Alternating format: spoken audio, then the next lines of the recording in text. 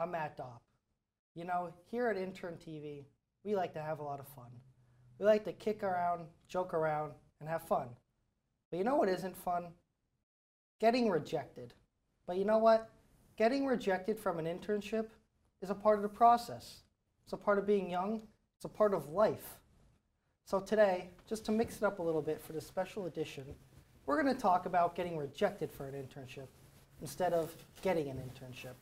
And we think that that could be just as beneficial than learning about some other person's positive experiences.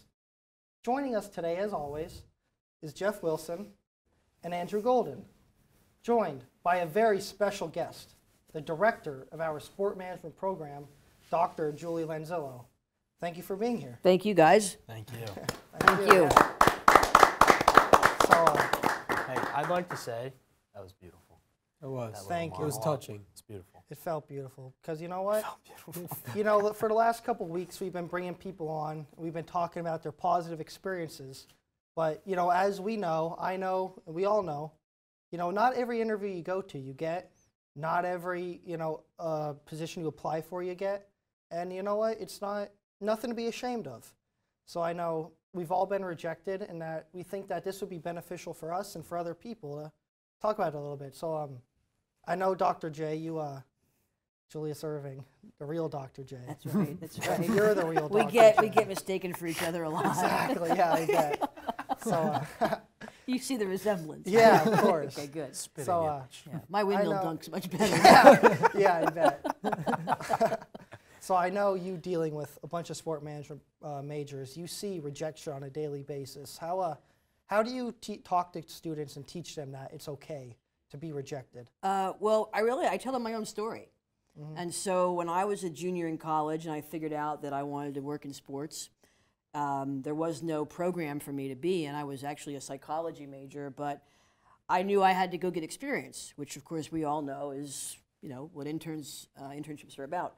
So this was in 1990, before anyone here was born, and this was obviously pre-technology, so I literally sent out letters and resumes in envelopes, in the mail with stamps, the old-fashioned way, and I tell this story to a lot of my students, and I tell it in class, and I literally sent out 660 resumes, and this was not for actual job postings because back then, there was no source to find internships. You just kind of had to go fishing for them. Yeah. So I found contact information for every sports organization I could. So I started with the obvious ones, right? All the Major League Baseball, NFL, NHL, NBA teams, and then I went on to minor league baseball, and then I went on to, you know, companies like your Nikes, Adidas, that sort of thing. And so I would mail out these letters and basically introducing myself, the typical stuff. And my resume at the time, Reggie Jackson, as many of you know, was a friend of my family's. No big deal. And but I had him as a reference. Subtle flex. A little flex. But I just threw his name there, right, as one of my 3 references. And I didn't even make him the #1 reference. I made him #2 to be real cool about it, which is very psychological. Play it off. Right? No big deal. But anyhow, so what happened was I started getting rejection letters in the mail because everything was via the mail, right? And so the first few ones was like, okay, and I had an apartment in college, and I would hang these letters all over my apartment as a way to motivate me.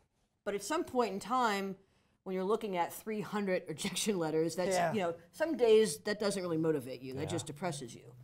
And so at that point in that process, I remember talking to my father and being a little down, and he said something that has stuck with me and I share with students now. He's like, yeah, Julie, you only need 1 yes. He said, so for as many as you send out, he's like, you just need 1 company to say yes. And that summer, or that fall, so that I could intern the following summer, I got 2 yeses. So, you know, I got double what I needed. And so to get back to your original question, I share my story. So I've been through it, right? I've gone through the process. It was a long time ago, but the process is still the process. And you get rejected. It happens. And so, like you guys said early on, it's part of the process. You know, and for students that get every internship they apply for, that's awesome. But that just delays the inevitability that at some point you're going to get that no. Yeah. And it's okay. And you have to just, you know, deal with it and then work around it. And I know that's very inspiring story. And that's sort of, I remember you told me that when I faced my biggest rejection, which was when I applied and interviewed at NBC Sports Philadelphia for a marketing job. Yep. And I remember that was last summer. And I went in there and I interviewed and I thought it went well. And then at that point I already had 4 internships under my belt. So I was fairly confident, and it kind of hurt my ego when I eventually got the letter back saying, you know, hey, thanks for applying, but we're going to go with different candidates. Very close to me, but so I remember I lost it to Jeff. But and you're still friends. and we're still friends. Yes, we are. Best friends. Yes, we are. Yeah, and Andrew. But Yeah, Andrew. I didn't apply. So I remember that was the first real rejection I've had. And I remember I came in your office and I was like, Dr. J, I hate losing. Like I can't believe they didn't want me, and what do? I have nothing lined up. And I remember you told me that story, and it really resonated with me. So you know what, you're right. I only need one. And then, you know, we went back to work, and I remember you ended up helping me, and we ended up finding an internship with the Philadelphia Union doing partnership marketing, which I think in turn actually benefited me, you know, getting a different experience corporate than just doing another marketing one, which that would have been great too. But Sure. you know, just using that mindset of, yeah, you know, I got rejected, it sucks, and I found out I got rejected when I was in Florida, and it really bummed me out for a couple of days and ruined my vacation. And you know, I was really hurt, but in the end, it's part of life, and it happens, and we all know that. And I know NBC got a pretty good intern in Jeff. Thank you. So, Thank you. yeah, floor is Appreciate yours. that. Yeah, Appreciate that. Hey, but life isn't all ups. exactly. Like yeah. I always say, and you guys can quote me on this, life is a roller coaster. Buckle right. up and enjoy the ride. You know? It's fast. Hey, Loop-de-loops. I've faced rejection plenty of times going into this semester. I think I applied to 7 or 8 different internships, Yeah. and I didn't hear back from a single person.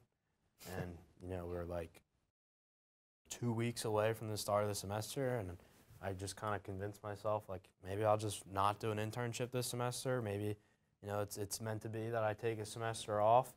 And you know, I kind of struggled with that rejection at first, but you know, I scrolling through LinkedIn one day, because that's a thing now.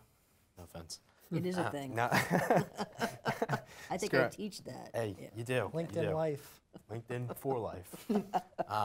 But scrolling through LinkedIn one day, I saw a posting for the opportunity where I'm at now with All-Star Baseball Academy, and I said, well, hey, if you fall off the horse 7 times, you might as well hop back up for the 8th one. Might as well. So I did, and now I'm with All-Star Baseball Academy, and I even applied for an internship for the summer, and hey, the bat came right back around and hit me in the face with rejection. But hey, you learn from it. It gives you a thick skin. It gives you a good story to tell for this special. Plug for Intern TV. Yeah. But you learn from it, you get better for it, and here we are. Yeah. So- Actually, I kind of remember that night where it was like around December, and me and you were just sitting around on the couch, and we're like, I was like, Jeff, you got anything for the spring? Yeah. And you're like, nope. And you were like, hey, Matt, you got anything for the spring? And I was like, nope. Yeah, I was I like- think we talked about both of us. We're just not going to Yeah, we're like, I guess we'll this take one semester. off. I was like, that's the intern life, you know. Yeah. You get rejected. You don't know what's going to happen. Then the next day, I think we both got calls, and Yeah. now we're both doing things that Yeah. are pretty cool. And I you mean, know, guys like you're not used to rejection. You know? No, yeah, You you got a know. line waiting for and you. it hurts, yeah. And in then the female department. I remember too. Just blows I remember right past Andrew. it. Yeah, Just blows. No, play it off. yeah, just play it off. But I remember I was talking with you back around October, November when we were both looking for internships again. It was a long process for me and yourself. And I remember we were just looking at different things on Teamwork Online. And I know you applied to Penn State Brandywine, and you want to just share that story a little bit. Yeah, so I applied for the same job as I have right now at LaSalle, actually. But so I went in for the interview. It's kind of what you guys did. They thought it went well. Ended up getting a call saying that they went with someone else. And like you guys, everyone else, it's kind of like nobody wants to hear a rejection, or not rejection, but nobody wants to hear no. Like everyone wants to win. Everyone wants to be on the winning side of things. So this kind of like leads to my question that like all 3 of you can answer if you'd like. But why do you think the word no is so impactful to like Mm-hmm. to some people? Like they're afraid to hear the word no. Because like I'll admit, when I came in freshman year, I was able to land that one internship, and then following that, I got rejected. So like no was like something kind of pushed me back. It's like I don't want to hear that again. Yeah. Mm-hmm. But like eventually get back onto it. But just a question, like, how come it's so impactful? You know, it's just, I think it's a lot of ego, a lot of driven. I know, like for me, like I said, I've done a decent amount of internships, so it's been like when I go into interviews, I'm like, hey, I've done this, I've been here, I've been with the Flyers, I've been these places, and hire me. Like, who else are you gonna hire besides me? And then when they come back and they're like, oh, hey, we're going with a different candidate, you're just kind of like, It's heartbreaking. you know, it's heartbreaking, and that's where really humility has to come in, where you got to take a step back and realize, you know, it's a big picture. Like, I'm a junior in college. I'm not 35 and have 15 years of experience. Mm-hmm. You know, so you just gotta. That's how I take it, just big picture. Like, hey, you know, if I get rejected, you know, I'll go keep trying to find something, and I'll apply next time. Right. You know, that's kind of a mindset I'm dealing with now, and I know you're kind of doing the same way. Yeah, and I think off your question of why is no so impactful, I think it just kind of pertains to society today as a whole. You know, it almost seems like like people nowadays are like catered to hear yes. You know, you don't really know what that rejection feels like. So when you really get that first rejection, it's like, ow, okay, didn't like that one. I've never heard that before. And then, you know, I think that is when you hit that like reality, like, all right, you know, I'm not going to get everything I want in this world. You know, I got to work for it, and I got to go earn it. You know, it's not just going to be given to me. So I think that's why no can be so impactful to some people, because maybe they're not really used to hearing no, and they don't know how to react to that. And then, Do you think there's an influence around social where people only post the positive stuff? Yes. yeah. Right? So if you see all your friends, you know, just got this internship, you know, just wrapping up this one, had a great experience. How many people post, got rejected from 4 internships today, Yeah. right? So I wonder if there's this sense of, you know, getting feedback from your peers or other even non-peers. Like you go on LinkedIn and nobody's posting on LinkedIn, friends or strangers, that didn't get this one, Yeah. 43rd rejection today. So I'm just wondering if there's this sort of false sense of I need to be successful because everyone else is successful. I think that goes kind of to the ego point. Like, like on Instagram, you scroll through, you're gonna see people's vacations, you're gonna see like sports highlights, but you don't see that not top 10. You know, Right. you don't see that person's bad day. Yep. You're only gonna see what's glorified in their eyes. Right. So I think that's another. Well, I don't know if it's necessarily a problem, but it's just kind of how the world is, and you know, people don't want you to see them at their lowest. People don't want you to see them, you know, at a downfall. They just want to glorify those high moments in their life. So The other thing too is and you brought it up as well, right? You had some success and then you got a no, and that kind of pushed you back, which I think is very normal. And this is a thing that I think stops a lot of folks, regardless of age, is simply fear. Yeah. Fear of something, right? Fear of hearing no. In some cases, fear of hearing yes, right? Because like, oh, I need an internship, but I don't want to lose my social life, or I don't want to do this, or I don't want to do that, so I'm afraid of something. And you just have to push through that, right? Because you have to sort of figure out this balance of, okay, I need to gain this experience. I'm in college for a purpose, presumably to build a career path and do some things, and experience internship-wise is important to that. But whether you get the initial rejection or you're just afraid to even start, right? There's a lot of students that I have that are going into junior year that haven't gotten any experience yet, right? And I'm trying to figure out what is it that's stopping them, right? What's holding them back, and is it fear of something? And you know, fear is like that thing that's between us and what we want, Exactly. right? And so how do we do that? And that's where I think people have to figure out for themselves, how do they overcome that? How do they break through the initial fear to go out and do what you guys all did early on, right? Or, you know, when you have that success and your ego kind of gets puffed up a little bit and you've got a lot of confidence, and then you get that first no and you're like, wait a minute, Like, I'm not used to this. So I think everyone has to deal with that differently, but I think fear resonates in this conversation a lot, and people have to figure out for themselves, how do they work around or push through fear? Yeah. And that's a reflective piece that I think becomes important in this entire process. Yeah, I mean, I think for me personally, and probably the same for you guys, it was coming in freshman year and just seeing like the experiences and the opportunities that, you know, the people above us had and were doing, and it was kind of like, well, that's pretty cool. Like, I want to do that, but how do I do that? Right. And it's just kind of like, well, can I do that at this point?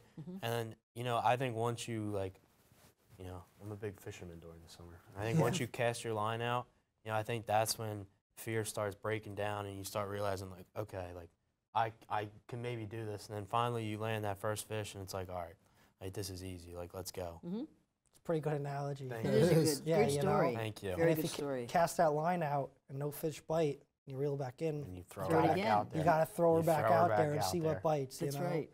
And if nothing bites, you just put another worm on. Hey, you go to a Keep different going. spot. There you go. Yeah. So back to the discussion of fear, and you said fear of yes.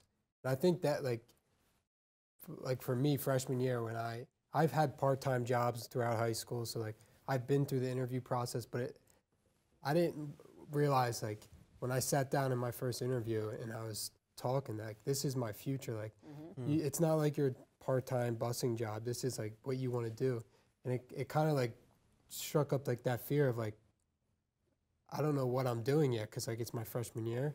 So I was like nervous to hear yes, but I surely didn't want to hear no. So like I think the fear just like stems from like this is your future, and like you don't want to mess up the future by doing something in this interview. Or like I think everyone's always second guessing themselves rather than just going with their gut. Sure. You know, because I feel like everybody's gut instinct when it comes to like right and wrong is usually right.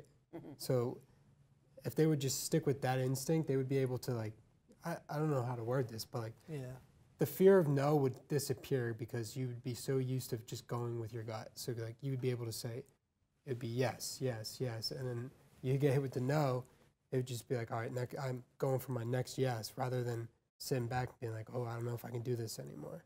If that makes any sense. Yeah, I mean, it's like you build a bridge one piece at a time, and if that first piece doesn't stick right, people are like, well, can't do this. You just gotta slap another piece in there and just keep building. Because if you wait too long, it's gonna collapse. Exactly. And then you're in trouble. Hey, you know what happens when a bridge collapses? A lot of people die. Wow. I was gonna say nothing good, but okay. Nothing good. That's fair. Anyway, Then Bleep that. Yeah, okay. Bleep that. so Dr. J, just from listening to you and them talk, you talked a lot about seeing students who've gotten rejected and coming back from it. When you look at your student body as a total from the day you started to where you are now, what have you seen rejection kind of mold a student into what they are by the time they graduate? Like, how do you think, like, obviously we're trying to tell about how rejection's a positive, but how have you seen that? And if any examples come to your mind? Yeah, I have a lot of stories of that. I mean, I've been here, I'm in my 6th year here now at Newman. And Happy anniversary. thank you. Not quite yet. Not quite anniversary. But I've seen a lot of different examples, and without mentioning specific names, I think that the biggest piece is, again, everyone's journey is different and unique, right? So there's no one-size-fits-all answer. But, you know, what it's done is it teaches people about themselves and how they're going to react. And some people bounce back really quickly. And I had one student who graduated a few years ago who got rejected and kind of, you know, went into themselves and went back to their old part-time job for 6 months, and then basically woke up one day and said, this is not why I went to school. This is not why I did a bunch of internships. This is not what I want for myself. And then at that moment, that student, former student, just pushed through their fear and is now working in a great job in the industry, but everyone's on a different path. And so there've been very few instances where I've seen people not come back, right?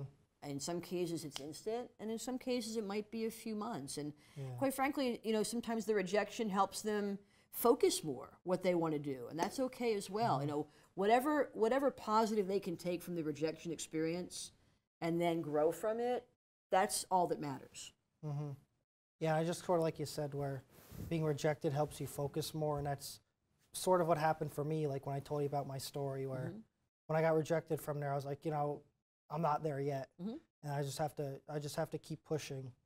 And something I think about is that when we came here, we thought, wow, we're gonna go get the chance to go work in sports. We'll get to go chance to work in a hospital, whatever your major is. Right. And at the end of the day, you know, we chose this.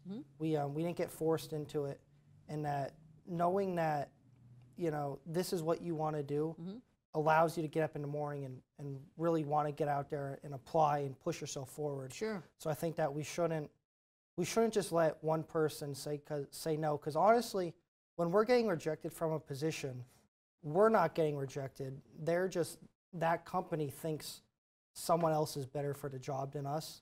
And that's another mindset that I think we should use more in our lives. Good way to look at it. To know that, you know. And they can make mistakes. I will share this little tidbit. Yeah. I actually interviewed for the job I have a year before I got it. Yeah. And they hired someone else in 2013 who, over the course of that academic year, left for whatever reason. And so a year after I interviewed, I got a phone call saying, the job's open again, do you want it? Right? So I got that rejection and then did my thing for a year, and I was not happy in 2013, I will say that. I really wanted to be here. I was not pleased. But, you know, about timing, right? Like, you weren't meant to be at NBC Sports, but, you know, last semester or last year, but maybe you will be in the future, right? Yeah. So, you know, kind of having that faith in, okay, it's not meant to be now. What's next? But those opportunities can come back around. You know, case in point, I mean, my story, you know, was one where it came back around. But, you know, you have to kind of develop how you're going to respond to those things, and whether it's, you know, a faith or an acceptance that, you know, what doesn't happen today is because something better is coming, or I'm going to learn something different from it. It's hard in the moment to remember that. Trust me, it's very hard in the moment to step back and feel that way. And once you kind of get through the anger or the hurt or whatever, if you can get to that stage quicker, I think you can bounce back, and then I think you can get back on your horse, as you said earlier, and keep going. I'll tell you what, about that job opening back up, for our sake and a lot of people's sake, thank the heavens for that. That happened. A round of applause for that job opening back up. I only have a few dollars in my pocket, but it's only ones. But You can give it to me after. Thank you. Oh boy, how'd he get it? How did he get them? I probably shouldn't do that on We'll the air. split I might it. do a little We'll, bribery. And we are now ineligible. We are now in Listen, I gave the money back. I gave the money back. Yeah. My Division I chances are still in hopes, all right? Well, while we're being overly emotional here, it's a pleasure to have this job. It's a pleasure to work with folks who are committed to their future and committed to taking advantage of the opportunities, like you mentioned earlier, you know, and just going all in and saying, what can I do in my time here to see things and learn things and figure out exactly the path I want to be on. That's the fun part, you know, is when students are invested in their own future and want to do as much as they can while they're here. Yeah. So with that, I think that's a beautiful place to end it. Okay. I had a lot of fun doing this today. Yes. Me too. Me Thank too. you, Love gentlemen. this. Very Yes. Thank you. insightful. I always you. love hearing your stories. It's And same. we're very happy that you're part of our lives and that you came here today. We're really Ditto. Glad you made it back from Mexico. Thank you. Thank you. I almost didn't want to come back, but then I missed you guys. Right. You knew we were So- filming. I had to get back from the show. Exactly. Let's get back to the show. Absolutely. Well, thank you, Andrew. Yeah. Thank you, Jeff. Thank you, Matt. Thank you, Dr. Lanzillo, for coming. We greatly you. appreciate it. Thank you. And thank you to our fans and Newman Media, our producers, our cameramen. We love you all. And just because you get rejected doesn't mean you're not good enough, because you are good enough. And one day you will succeed and you'll have a great job and you'll have a beautiful family and everything will be great. So thank you, and we can't wait to see you on this next episode of Intern TV. Have a great one.